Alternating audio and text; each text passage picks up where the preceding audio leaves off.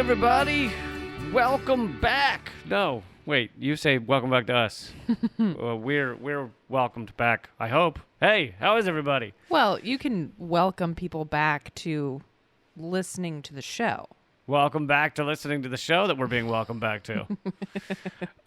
Thanks for bearing with us during this break. This is Common Censored, the show where we talk censored stories and people, sensible solutions, and common ground movements to fight and build. And sometimes other shit. And I am Lee Camp, joined by Eleanor Goldfield. Hello. And we took a bit of a break, but we're back, and thanks for being here with us. Thanks for, if you're a member on LiberaPay, thanks for sticking with that as well. We got some exciting new things, such as the new Rad Indie Media app, which I'm going to get more into the details of that a little later.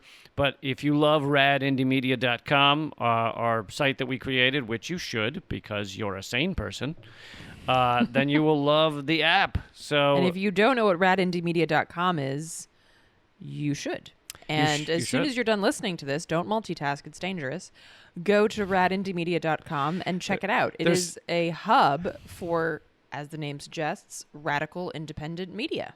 There's some guy, as you were saying, like, don't multitask. He was driving his car, checking the app, listening to the podcast, and had one of those harmonicas that straps around your neck all at the same time. And he was like, shit. Hey, I'm just trying to save lives out here. Yes, the free app. We will get into the details of how to get it for your own phone a little later. Unfortunately, well, I'll get into that later. Unfortunately, it's not as easy as it should be. But, so, let's dive right in. I just wanted to, kind of acknowledge up top that these are fucking tough times. They continue to be tough times. The pandemic is not over.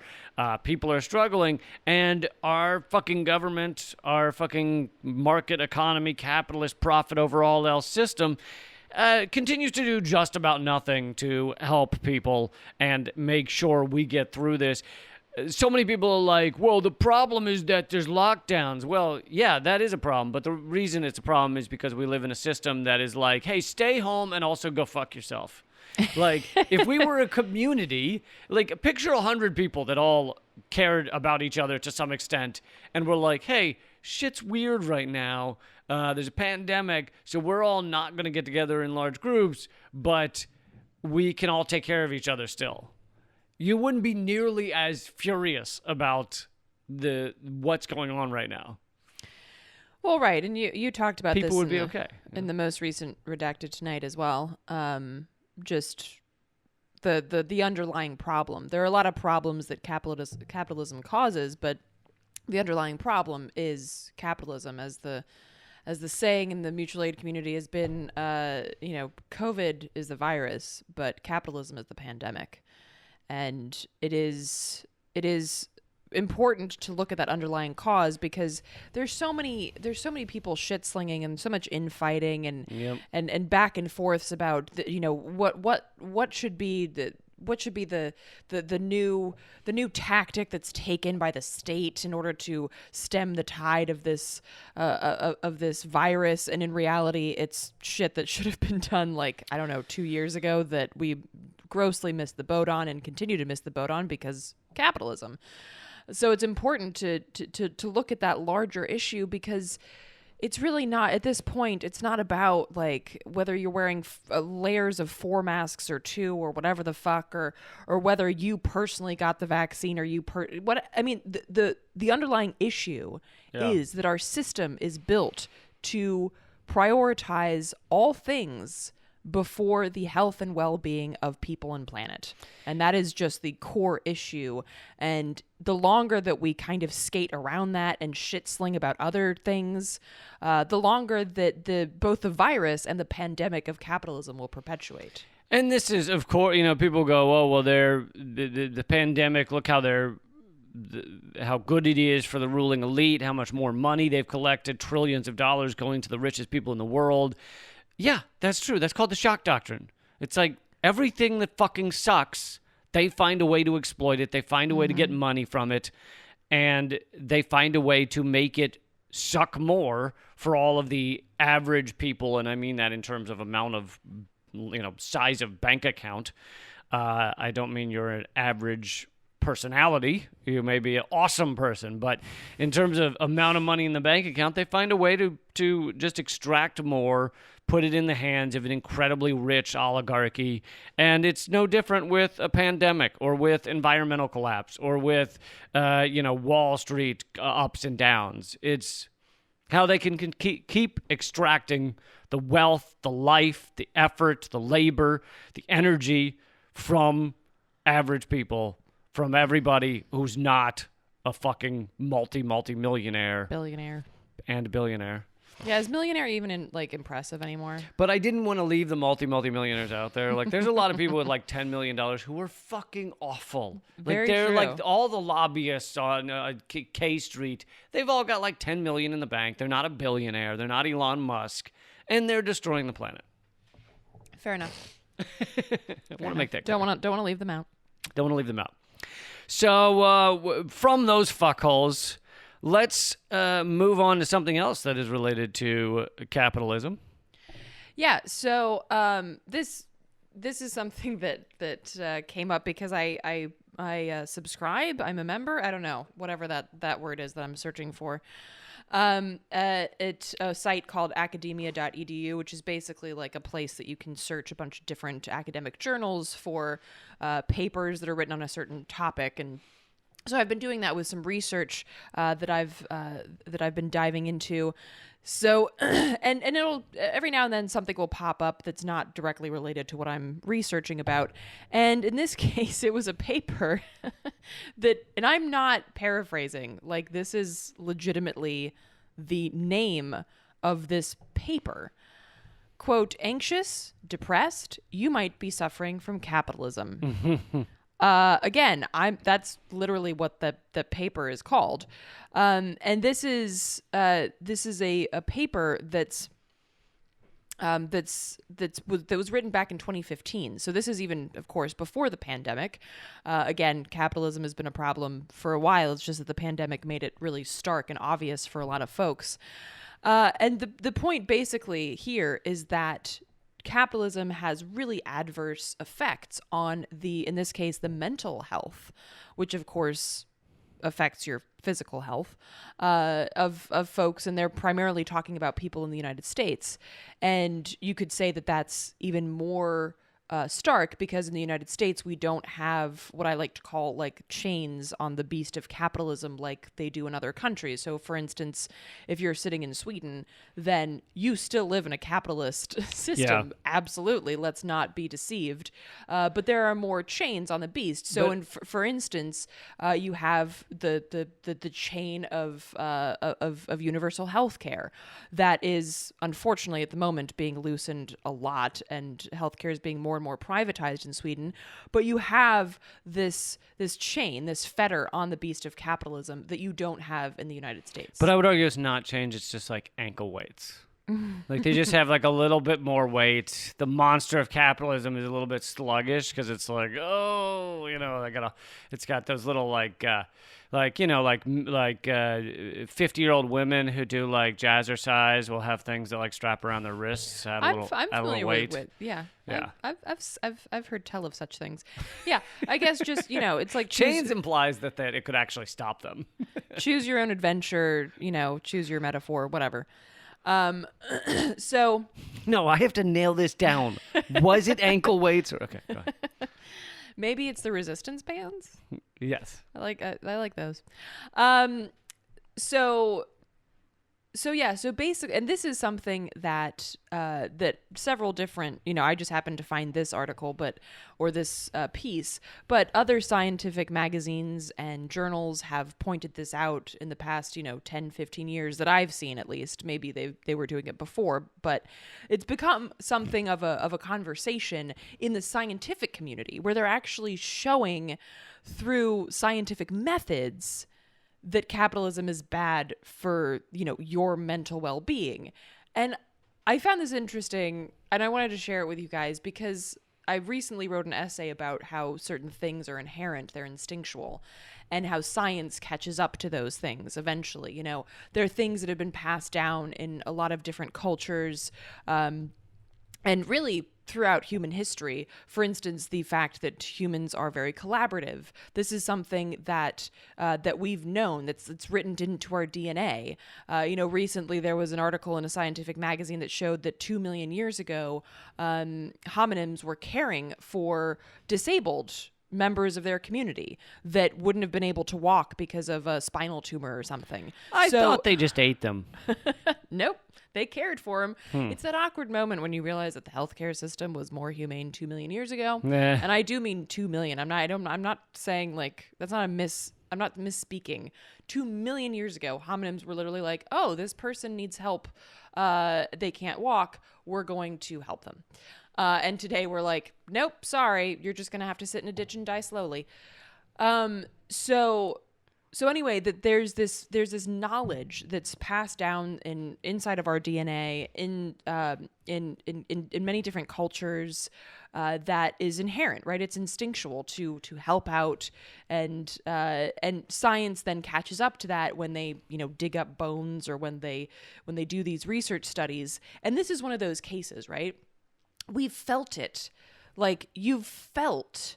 Perhaps since before you had words to describe it, you've felt this press of capitalism on your mental health, and thereby, again, your physical health, the stress of it, this anxiety that there's not enough, there's not this paradigm of scarcity that follows you in every aspect, every niche, every corner and crevice of your life.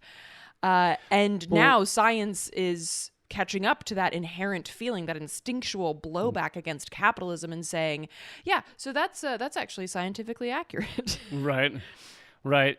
And to put it in a very broad sense, besides just that kind of dark void that follows us our entire lives, and if we don't start to study these things, we don't know it's based on capitalism. We just know something feels wrong about the way existence works these days. But in a kind of the broadest, most basic sense, you're born and you immediately have to start, not immediately, but soon thereafter, have to start working to rent back your life. Right. Like some people are lucky enough to have a job that is their passion. I am phenomenally lucky in that regard, which means I should, talk about this bullshit because I'm one of the few that is lucky enough to really, make money with my passion, or make a living, let's say, with my passion. But for most people, it is not really that. That's not really how it works. It works that you spend most of your week or a lot of your week or whatever amount renting back your freedom so that you can have some life. And you just said the phrase "make a living."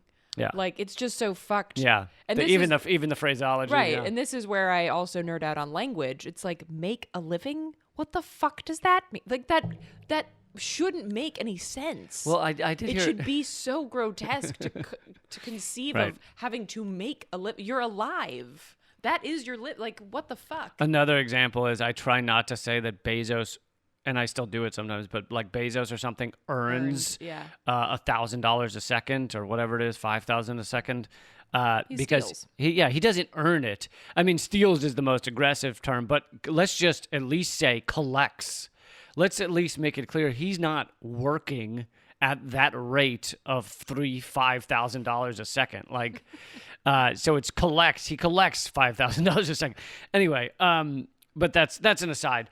But in terms of, you're talking about science now showing that these things are true, I had someone, and I'm sorry I'm blanking on his name, but he was a fan of my show. He came to one of my shows in Austin, Texas, and maybe he's listening right now. But he is a scientist, and he works at a university, and kind of his pet project was showing using... Well, what he wanted to do was create an economic system based on the scientific method, rather than what it is now, which is a economic system based on centralized control for a tiny number of rich. And what I showed on Redacted Tonight this past week was the history of capitalism, where it started as a way, capitalism in its cradle, was a way for the ruling elite to have control over the market economy and make sure that there could not be that much upward mobility, that there could not be that many people that start out in middle class or lower class and are able to get to the class above them. So in its cradle, that was the point of capitalism, which then created the need for infinite growth, and centralized money created the need for infinite growth. Which infinite growth? How do you achieve that? Well, you got to just find new lands and new peoples and new environments to exploit and destroy. So capitalism, in its birth, in its earliest days, was built on that. And this guy, and I interviewed him on Redacted once, wants to, has created scientific papers based on we could have a market economy or an economy, I don't know about markets maybe in a different sense, but an economy that is based on the scientific method of who creating a system that benefits the most people. But of course, then the ruling elite would have to step back and say, hey, the goal is to benefit the most people, because they can't say that right now. Yeah, and I think that's an interesting point too, because step back or be guillotined. I like it. This also reminds me of Braiding Sweetgrass, which if you haven't read it, please go immediately and do so. It's an amazing book by Robin Wall Kimmerer, and she's an indigenous woman and also a botanist. And so she blends in her writing this beautiful blend of indigenous teachings and knowledge and science. And, the science being what we call here in the U.S. and Europe, this sort of predominantly Western, evolution of scientific thinking, starting in the Enlightenment and whatnot. And, we can have conversations about how we totally ignore the powerful and important findings of, for instance, the Arab world and China that made our quote unquote, scientific revolution possible, but that's a different story for a different time. But I think that's also a really interesting intersection of talking about okay, so if we base something off the scientific method, how do we also, or how does that play with and integrate into, these understandings of our place in nature that, again, are inherent and you can see pass through cultures. And I'm not just talking about Native American. I'm talking about if you go back far enough in European cultures, there's particularly Eastern European cultures where they still have a bit of a hold to this sort of witchy ways that we've lost in Western Europe in a lot of ways. But how does that intersect and play with that kind of knowledge? And also, just this conversation reminded me of some things that I underlined in a Christmas present that I got, which is Emma Goldman's Anarchism and Other Essays, which for some reason I didn't already have, which is horrible. But if you haven't read it, even if you've only read a couple of her pieces that might be included in this book, I recommend this book wholeheartedly. It's a really powerful read. And so it really speaks to the shitty cycles that we find ourselves in as children of this capitalist empire, which of course Emma Goldman was as well. Even though she was born outside the US, she lived here and she became, quote unquote, the most dangerous woman in America. And this is why, because she was digging to that root, really looking at the root causes. I thought it was Britney Spears. But she writes she writes here in one of her essays, wealth means power, the power to subdue, to crush, to exploit, the power to enslave, to outrage, to degrade. America is particularly boastful of her great power, her enormous national wealth. Poor America, of what avail is all her wealth if the individuals composing the nation are wretchedly poor? If they live in squalor, in filth, in crime, with hope and joy gone, a homeless, soilless army of human prey. And then she writes a couple of paragraphs later, real wealth consists in things of utility and beauty, in things that help to create strong, beautiful bodies and surroundings inspiring to live in. So again, this juxtaposition of what's good for your mental health, what's good for your physical health, being the polar opposite of what capitalism creates. and really being what capitalism destroys. It destroys our ability to thrive, and in many cases, our ability to even just survive, as of course we're seeing now during this pandemic. And these are.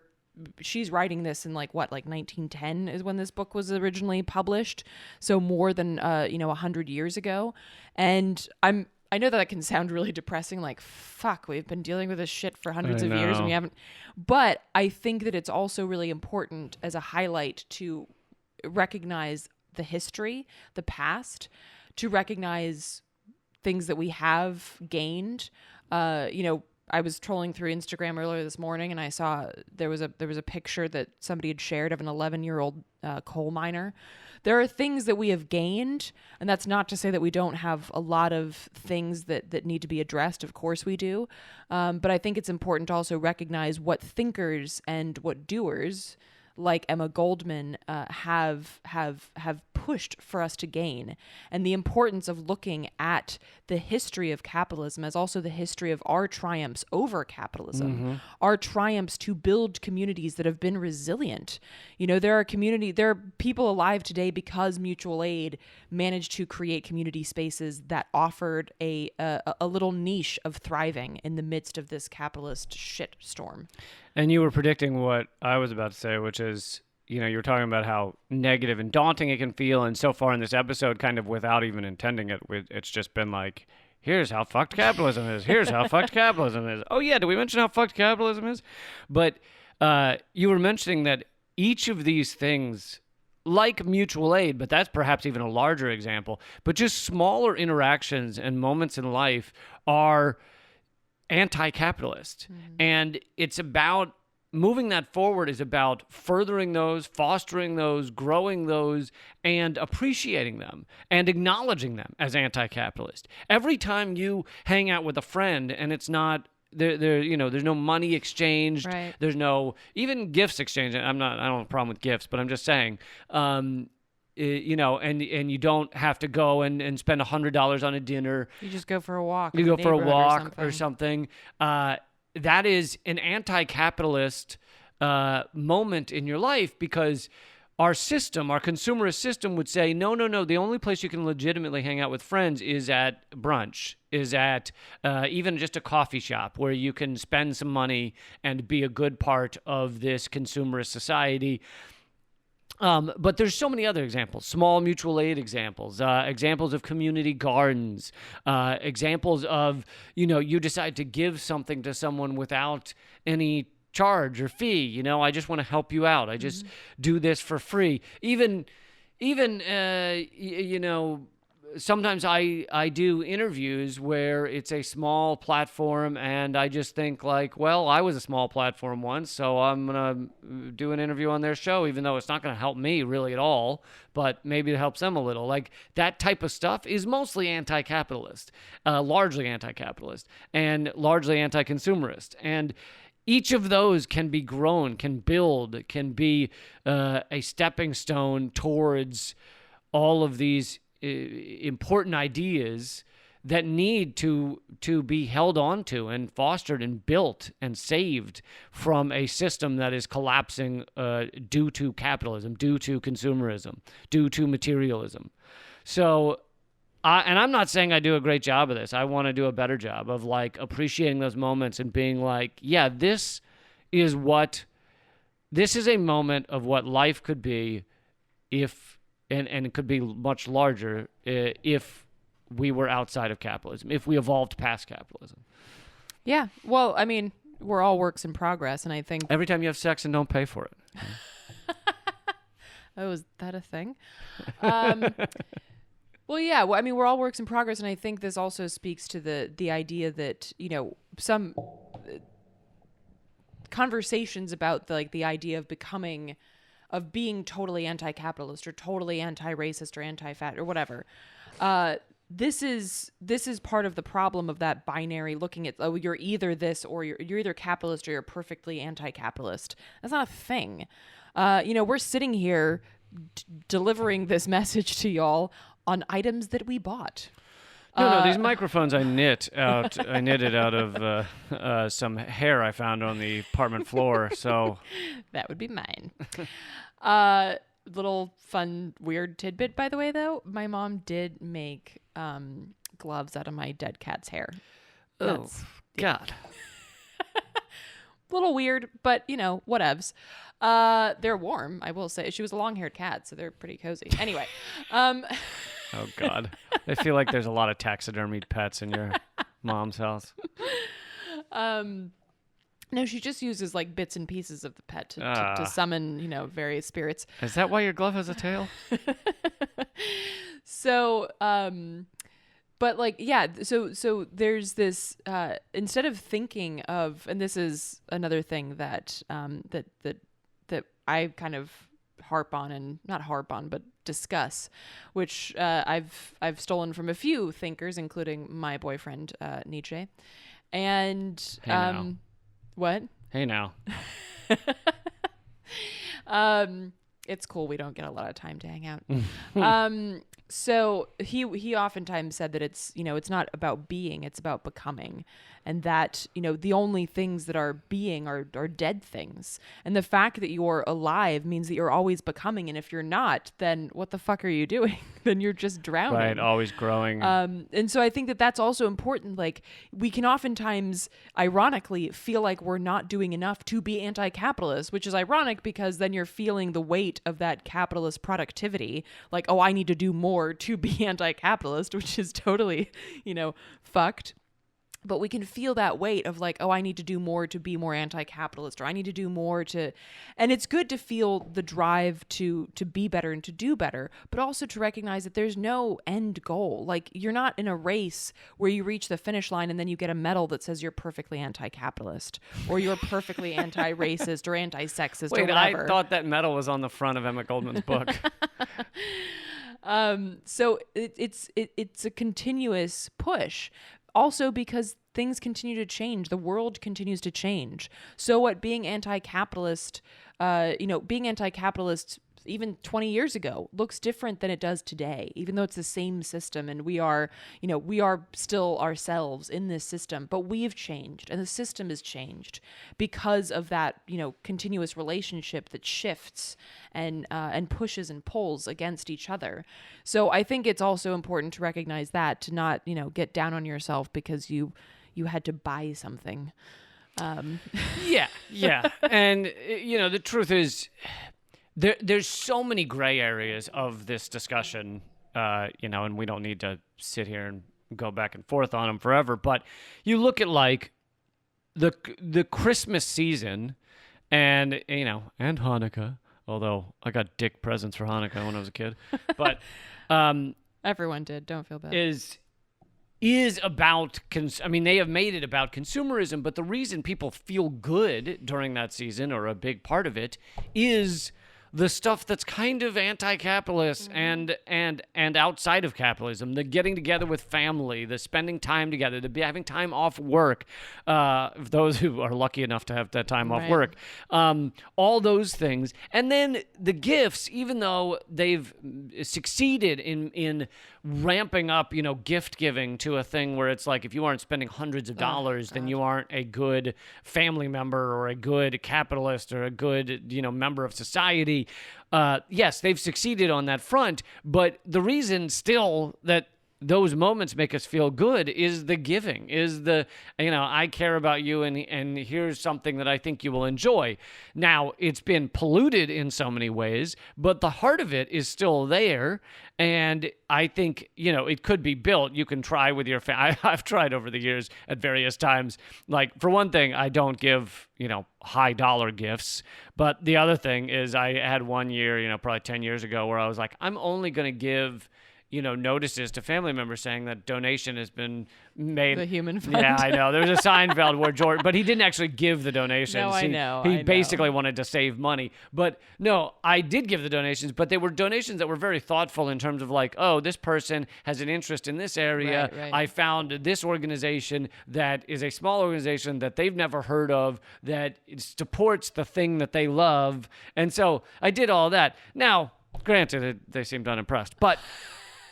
Well, it's hard to buck that programming. It's hard to buck that system, but I still don't do the high dollar gifts thing. And so the core of the holiday season that I think people love and appreciate is actually how it is a break from capitalism in many regards. I'm not arguing that it's also not the largest buying time of the year. I get that. But that's not like people don't love necessarily the buying. They're not like, oh, I love being mobbed at a Walmart and spending money I don't have. Right. Again, like the core thing is that you want to give this to somebody. Right. Like you want to see the look on their face when they realize that you bought them that special silk scarf or whatever the fuck it is. And that also measures your biometrics and sends you loving texts saying you're good enough, you're smart enough. No, well, it couldn't do that. It would only have to sell you. It Oh, would right. have to send you messages like, "You'll be good enough once Right. you buy this mixer." Get your "You're Good Enough" book that will make you good enough. Yeah, but I mean, again, it's like capitalism triggers the worst in us, but it latches on. It really is a virus. It latches on to, human needs and human, inherently. Well, I don't want to use the word good because good and evil is fucking bogus categories anyway, but inherently, collaborative and caring human traits like caring for one another. So, there's evidence of quote unquote gift giving going back hundreds of thousands of years. Like, here, have this shell or something like that. Or this And so- STD. Right. It's the gift that keeps on giving. Every time you get stressed, there's a flare up. So there's evidence of humans A reminder wanting, of good times. humans wanting to care for one another and seeing something beautiful like a shell and thinking, oh, this will be nice. This will be something nice to give to someone. And capitalism totally latches on Right. to that healthy cell of a trait and completely intoxicates it with the worst fucking human traits that then, fast forward a few thousand years and we're beating each other silly for a fucking flat screen.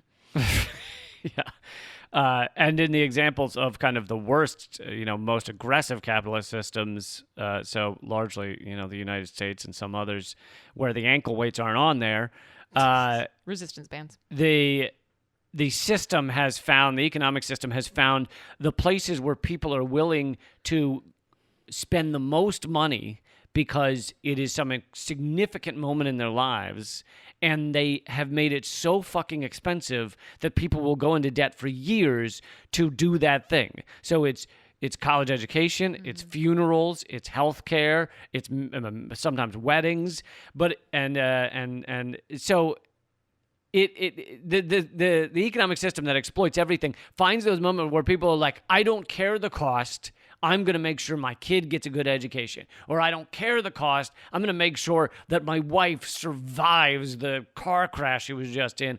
And it charges them an amount of money that they will be paying off for the next fucking 30 years. So it's interesting that it finds those moments where people are like, I don't care the cost. I need to do this. And then it's like, oh, good. You don't care the cost? Well, in that case. Yeah. Yeah. So I actually want to move on, but yet again, this has been the episode that is unintentionally all about capitalism. You're welcome.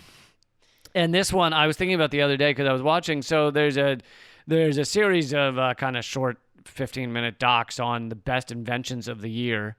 And I watched the first three, and it was interesting. So these are fascinating things, and some of them are important to humankind, to our existence, to maybe saving the environment, etc. And yet, so I'll give a couple of examples, and then I'll say the point. So one example was a guy invented carpeting on the hulls of ships that stop, plants and animals like barnacles from growing on the hulls of ships. Now, that may be like, oh, who cares whether a ship looks nice or not? But the truth is that drag in the water costs not just billions of dollars, but it causes billions of dollars worth of extra fuel to be pumped into the air. So it's actually a good thing environmentally. Furthermore, what's been used instead of this carpeting up till now is a toxic paints that basically kill these plants and animals. Those paints then leach into the water, so you get them in the water. You get those toxins in the water. So this type of carpeting that stops these things from growing on the hull could have multiple environmental benefits. One more example is these two guys, I think in the United States, have come up with packaging made out of basically mushrooms or Dude, fungi are amazing. yeah, the basis of fungi. Mycelium. Mycelium, yeah, made out of mycelium.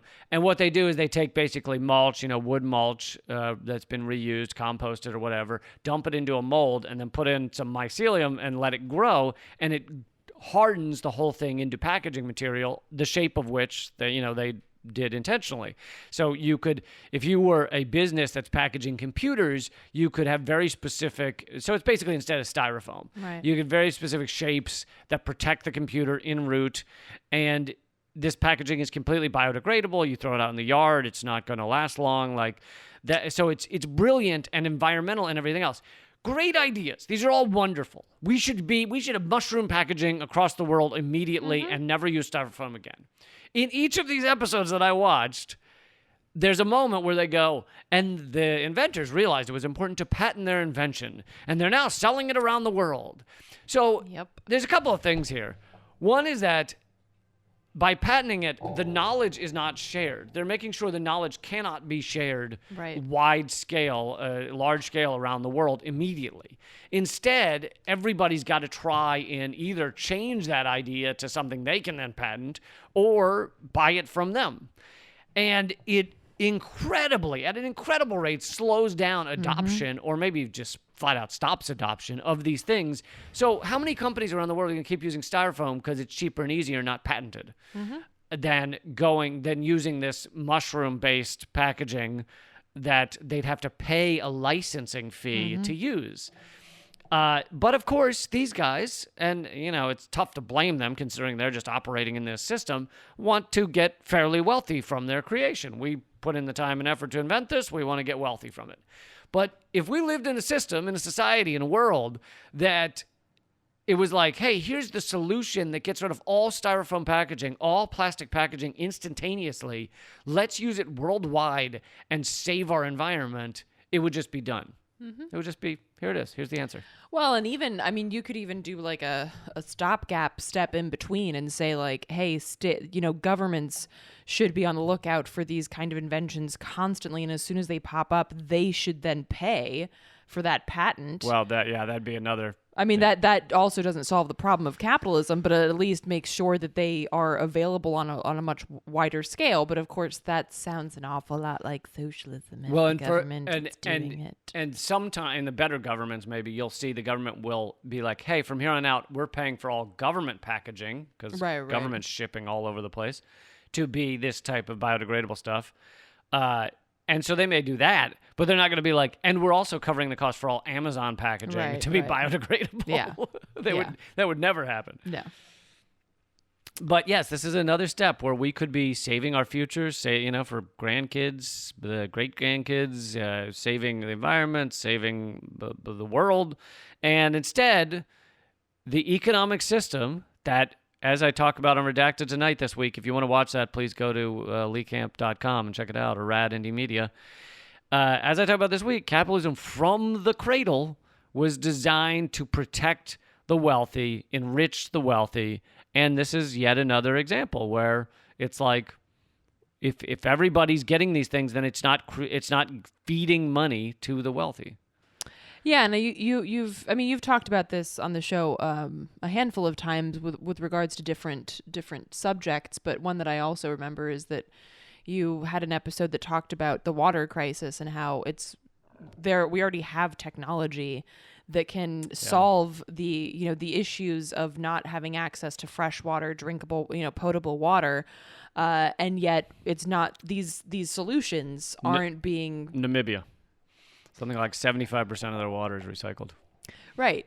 Like, these solutions aren't being put into play by governments because capitalism and, because of the extreme connections between big corporations and our government, and because if there's not a financial incentive to change, then they're not going to, which is, of course, why we still see oil and gas, even though they're not financially viable anymore. They're subsidized, yeah. Trillions of dollars a year. Trillions of dollars a year. It is very difficult to shift the gears of capitalism, even when it's not financially viable anymore because of these strong ties between corporations and government. Basically, we don't have a government, we have corporations. And a great point that I heard Brian Becker make recently, if you want to check out his podcast, it's called The Socialist Program, is that some of the largest examples you can point to in our current American government of kind of socialist practices or policies that help everyone without charging them, such as Social Security and Medicare and Medicaid and those free public education. The majority of them, I don't know about public education, maybe it got better, but the majority of them came about during when the Soviet Union existed, because the U.S. government was trying to show the American people that we can compete with communism and we're better than communism. And so, yeah, they get free health care and free, they take care of their elderly and things like that. So here's our version of it.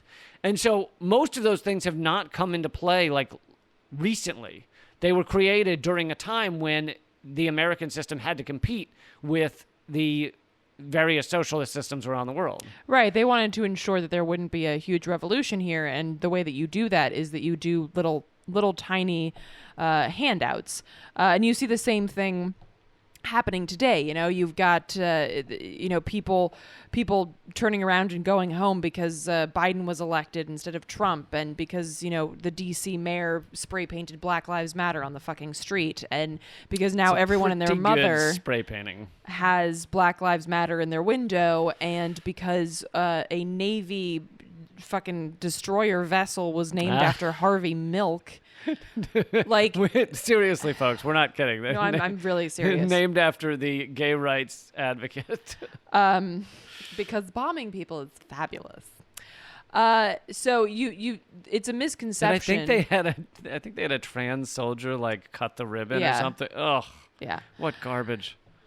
It's a misconception that our system isn't flexible. It is rigid in its core concepts. But in how it manifests in the day-to-day, it is hella malleable, because it has to be. Otherwise, we would have overthrown it 10 times over already. It is malleable enough to get people to back off of the pitchforks just enough to get back to work and shut up long enough to extract enough wealth and resources to continue this perpetual growth. So, recognize the malleability and don't be fooled by the little the tiny handouts that they'll throw at you. So next topic, which certainly has some relation to capitalism, but this one at least gets a little further away from just the various ways capitalism sucks. But this has to do with how Biden sucks. Which is also... Oh, I skipped over one thing, but yeah. Do you want to... Well, we can just throw this in there that amongst these things that should not be patented is vaccines to help people get through this fucking pandemic.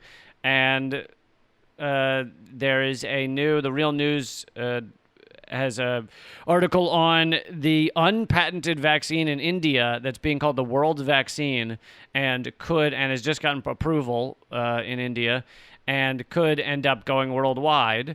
But, of course, the U.S. is doing all they can to profit from these vaccines and to make sure other countries don't get them. And so one thing they do is that they don't allow, let's say, the Russian vaccine or probably this free Indian vaccine to count towards, say, the passports that they allow.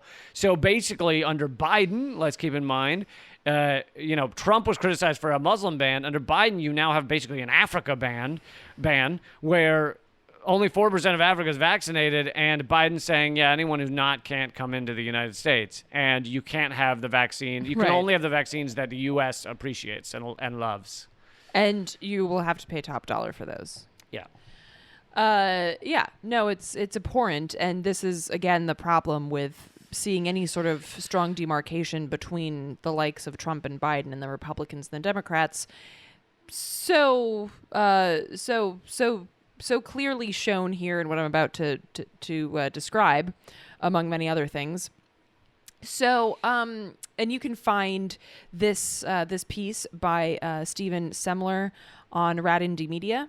That's we carry all of his stuff from his blog, Speaking Security. He does great work, really digging into the numbers of so quote unquote security spending in the U.S. And this one was specifically about military spending versus social spending and what Biden promised versus what he delivered. And one of the things that I love about Stephen's work is that he always has like a graph.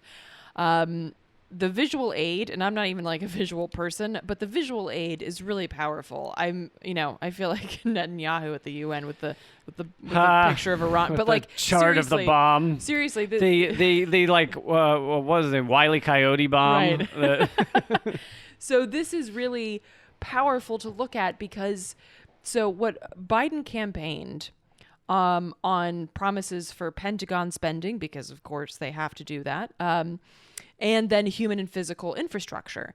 And he campaigned on these being relatively level. Still, the Pentagon was greater at $741 billion, which is what he campaigned on, versus he campaigned on $700 billion for human and physical infrastructure. Now, what ended up happening is that he delivered, and by the way, I will say that even what he campaigned on is $1 billion more than what Trump delivered to the Pentagon in his last year.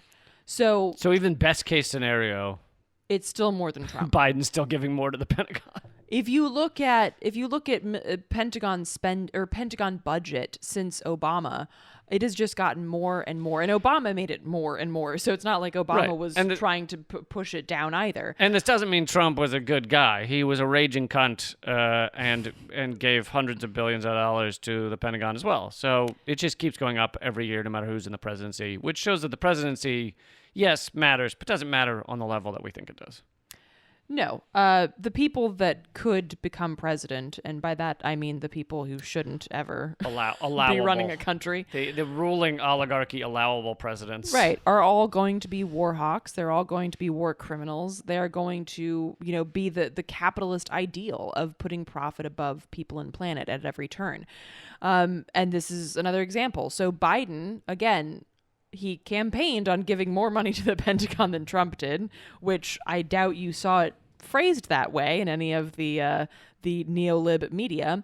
But he ended up, as opposed to $741 billion, he gave the Pentagon, during a pandemic, of course, as you know, gave the Pentagon $778 billion. That's $37 billion more. Now, $37 billion is an amount of money that most of us can't fucking comprehend. I sure as hell can't. But it is an amount of money that would have made worlds of difference during this pandemic. Even not during a pandemic, it would have made a fucking world of difference to the gross neglect that communities and our natural infrastructure have been lacking in this country. And Biden, of course, knowing that he needed to mention that human and physical infrastructure, decided that he had to campaign about it. So he said he promised $700 billion. He ended up delivering $55 billion for the infrastructure bill.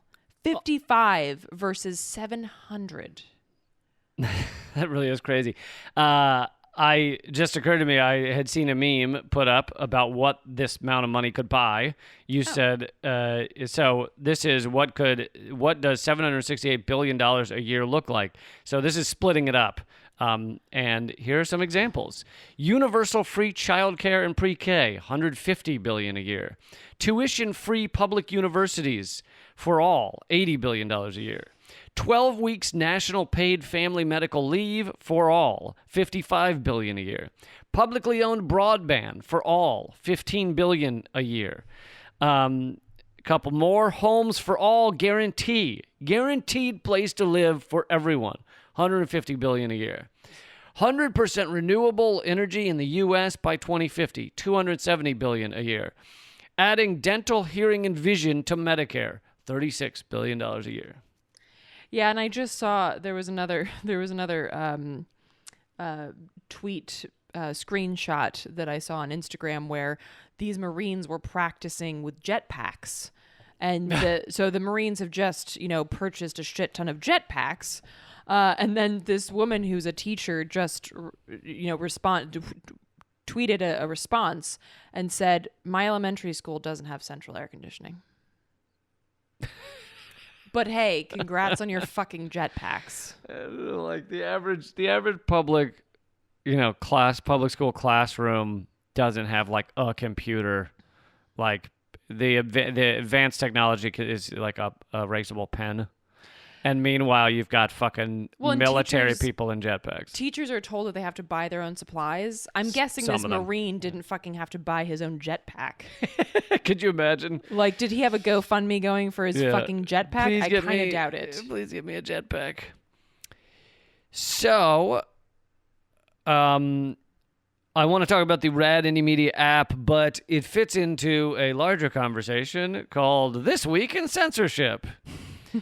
To start out, just yesterday, the largest Julian Assange support group on Twitter, it's an account called Unity4J, the number 4, and the letter J, so Unity number 4J, had something like 16,000 followers. They've been operating it. It's a group of volunteers that have been operating it for years now, and it's just been suspended by Twitter with no explanation. They just suspend the account, and then they put up a little label if you try and go to it that says, Twitter suspends people who violate our rules. And it doesn't say anything about what those are. The volunteers who run the thing say they haven't received any notice on what they did wrong. And it just is another step in trying to at least slow down support for perhaps the most famous political prisoner in the world who's been tortured for 10 years.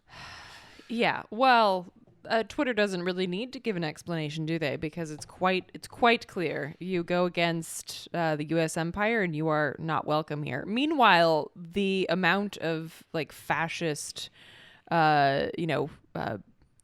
chatter that you find even on Twitter, but Twitter has come under fire for allowing too many fascist calls for violence, but there's still a bunch of them on there saying all kinds of grotesque shit. Not to mention Trump himself, who was never banned until the very end, where they suspended his account. But he was literally threatening nuclear war with North Korea. And Twitter was like, "That's cool." Threatening to kill millions of people was totally fine. Yeah, but if you dare to speak out in favor of, like you said, perhaps the most famous political prisoner, and definitely, as we've covered on this show, you've also covered in your work, Lee, without WikiLeaks and Assange, so many of our movements would not have the fuel that they've had to even start, much less continue.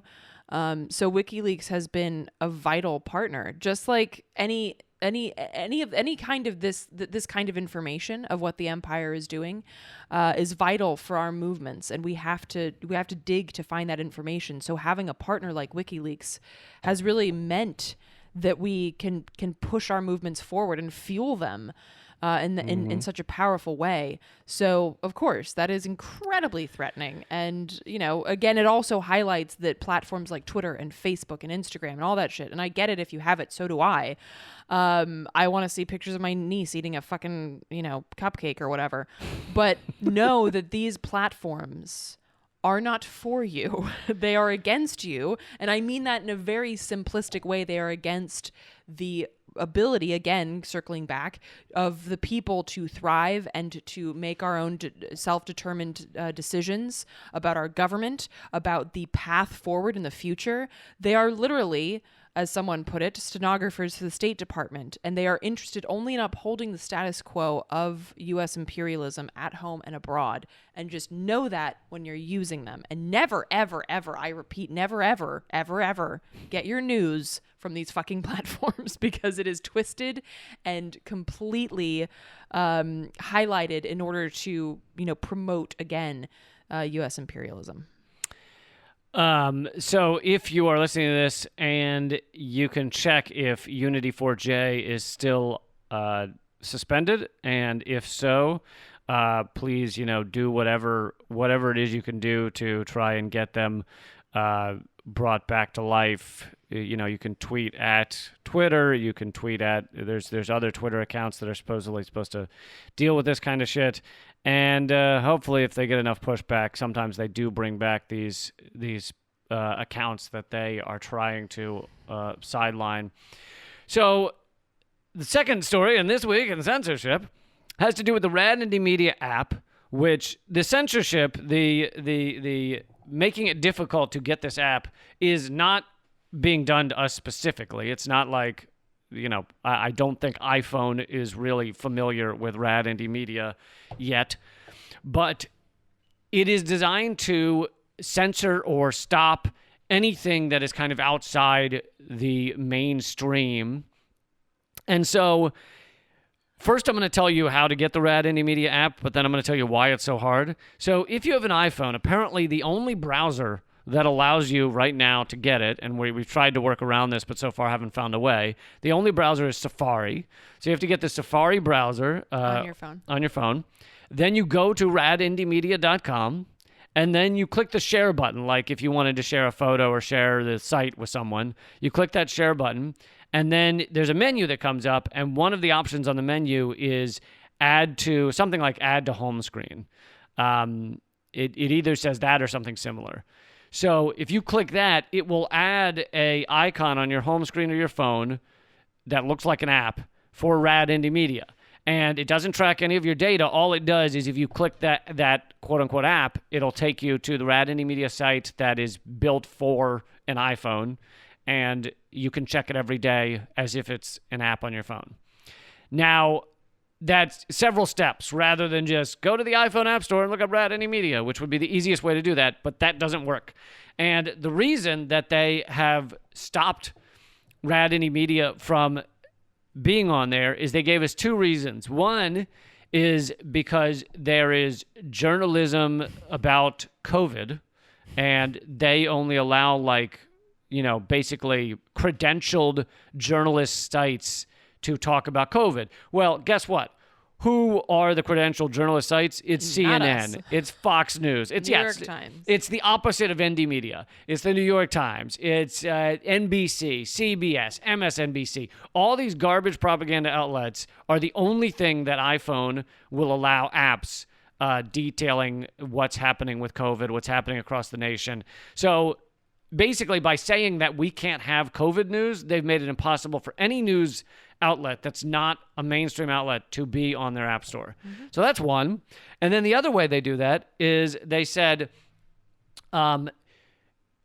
something on your site is collecting donations, and unless you're a nonprofit organization, a credentialed nonprofit organization, you can't collect donations. Now, at first we thought that was because we have a donate button on Rad Indie Media. But no, apparently it's because Common Dreams, one of the independent outlets that we feature on Rad Indie Media, they collect donations. So basically, they're saying that you cannot link on your site to any organization that collects donations that's not a big nonprofit org, which, again, is designed so fucking dumb to make it impossible for a small news outlet Right. to thrive or do well. Because by the same token, when the New York Times or the CNN talks about Planned Parenthood,